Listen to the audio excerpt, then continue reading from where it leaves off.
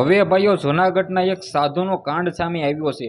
જે આ મિત્રો વાત કરી તો વડોદરાની અંદર એક યુવતી સાથે તેની સાથે ફ્રોડ પણ કરવામાં આવ્યો છે અને 6 મહિના સુધી જે આ મિત્રો વાત કરી તો પહેલાં તો તેને લગ્ન કર્યા હતા છોકરી સાથે, આ મહિલા સાથે, અને ત્યારબાદ મિત્રો વાત કરી તો તેને 6 મહિના પછી તેની સાથે ફ્રોડ કરવામાં આવ્યો છે। જે આ મિત્રો વાત કરી તો તમામ માહિતી આ વિડીયોમાં દેવાનો છું, પણ એની પહેલાં ભાઈઓ મિત્રો વાત કરી તો જૂનાગઢનો એક સાધુ હતો। જે સાધુ મિત્રો વાત કરી તો 6 મહિના સુધી આ છોકરી સાથે રહીને વડોદરાની અંદર ત્યારબાદ તે ફ્રોડ કરીને ભાગી ગયો છે। જે આ મિત્રો વાત કરી તો સૌથી પહેલાં તો આવા જે હરામખોરો હોય છે ને તેના વિશે તમારે શું કહેવું છે તમારી રાય કમેન્ટ સેક્શનમાં જરૂર બતાવી દેજો।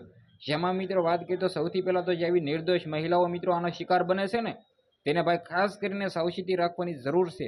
આ મિત્રો વાત કરી તો વિડીયો જોઈને તેને પણ ખબર પડી જશે કે આવા જે નટખટ હોય છે, જે હરામખોરો હોય છે, જે મિત્રો વાત કરી તો ઢોંગી બનીને જૂનાગઢની અંદર રહે છે, તેનાથી મિત્રો સાવધાન રહે। જે આ વાત કરી તો ખાસ કરીને આપણે મિત્રો વાત કરીએ તો ભગવાનની ભૂમિ હોય, જેમાં મિત્રો વાત કરીએ તો કેટલા બધા નાગા સાધુઓ હોય, સંતો હોય, કે પછી મિત્રો વાત કરીએ તો કેટલા બધા સંતો રહે છે। તે જ મિત્રો વાત કરીએ તો જમીનની અંદર ભાઈ આવા જૂનાગઢની અંદર હરામખોરો હોય છે, નટખટ હોય છે, જે મિત્રો વાત કરીએ તો કોની ઓલાદ હોય છે કોને પણ ખબર નથી પડતી। જે મિત્રો વાત કરીએ તો નિર્દોષ મહિલા સાથે જે કાંડો કરે છે ને, જે મિત્રો ફ્રોડો કરે છે ને, તેને તો ખાસ કરીને સૌથી પહેલાં જેલમાં નાખી દેવો જોઈએ। બાકી આના વિશે તમારું શું કહેવું છે કમેન્ટ સેક્શનમાં તમારી જરૂર બતાવી દેજો। વિડીયોને બંને એટલો શેર કરવાનો છે જેથી મિત્રો વાત કરીએ તો તમામ લોકોને ખબર પડી જાય કે આવા હરામખોરથી આપણે દૂર રહેવું જોઈએ।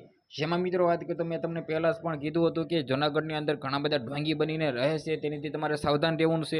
પણ ભાઈ કોઈ પણ મારો વિડીયો ક્યાં જોવો છે અને ક્યાં શેર કરવો છે, તો મિત્રો ખાસ કરીને સૌથી પહેલાં વિડીયોને શેર કરો જેથી મિત્રો ઘણા બધા લોકોને ખબર પડી જાય કે આવું ન કરવું જોઈએ। આજના વિડીયોમાંથી આટલી જ માહિતી, આપણે એક નવા વિડીયો મળી જશે। બધા જ લોકોને જય હિન્દ, જય ભારત।